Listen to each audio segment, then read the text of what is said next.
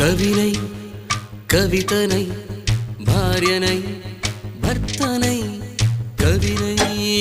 కవితనై భార్యనై భర్తనై మల్లెల దారిలో మంచు ఎడారిలో మల్లెల దారిలో మంచు ఎడారిలో పన్నీటి జయగీతాల కన్నీటి జలపాతాల నాతో నేను అనుగమిస్తూ నాతో నేనే రమిస్తూ ఒంటరినై అనవరతం